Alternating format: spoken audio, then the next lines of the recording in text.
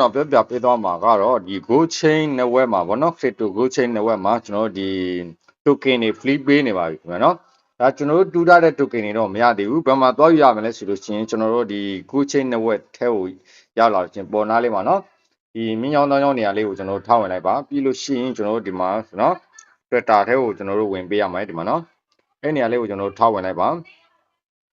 ထားဝင်လို့ပါဆိုရင်သူ့ရဲ့ Twitter ကောက်ထဲကိုရောက်ရမယ်ပြီးလို့ရှိရင်ဒီမှာကျွန်တော်သူ့ရဲ့ဒီမှာ link ရှိတယ်နော်အဲ့ဒီနေရာလေးဝင်ရမှာနော် Go Chain Network ရဲ့ဒီမှာဒီထဲမှာဝင်ရမှာဖြစ်ပါတယ်ဒီထဲရောက်ရတယ်ကျွန်တော်တို့ဒီသူ့ရဲ့ market ထဲကိုနော်ဒီမှာဆိုလို့ရှိရင်ကျွန်တော်ဒီမှာ coin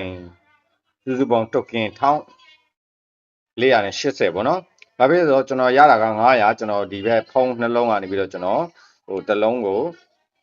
နည်းနည်းပေါ့နော်900လွှဲထားတာပေါ့နော်800နော်900လောက်ကျွန်တော်လွှဲရတယ်အဲ့ဒါဒီမှာကျွန်တော်တို့ဒီမှာသူ့ရဲ့ token ထုတ်ထားတဲ့တော့ဒီလောက်ရှိပါနော်ဒီမှာနော်ဒီမှာကျတော့သူ့ရဲ့ဈေးနှုန်းတွေသူပြထားတယ်နော်ကျွန်တော်ခုကကျတော့ကျွန်တော်တို့ free ပေးနေနော်ဒီမှာကျွန်တော်ဒီ wallet တခါတည်း wallet ကိုကျွန်တော်တို့ wallet ဖွင့်ရပါတယ်နော် wallet ဖွင့်မှရပါတယ် wallet ကကျွန်တော်တို့ဒီ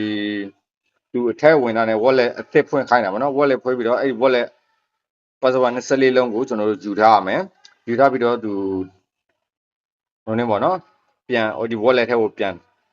24လုံးပြန်ထည့်ပြီးတာ ਨੇ ကျွန်တော်ဒီအောက်မှာဒီ coin 900 click လို့ရတာပေါ့နော်ဒါကျွန်တော်တို့ click ပြီးသားဆိုလို့ရင်တော့ကျွန်တော်တို့မပေါ်တော့ပါဘူးเนาะအဲ့မှာကျွန်တော်တို့ဒီ token 900ကျွန်တော်တို့ click ပေးနေတာဖြစ်ပါတယ်เนาะအဲ့မှာကျွန်တော်တို့ Go Chain Network မှာတွားပြီးတော့ဟို click လို့ရပါတယ် token 900ရပါတယ်အားလုံးပဲနောက်နေ့မှာပြန်တွေ့ကြပါခင်ဗျာเนาะ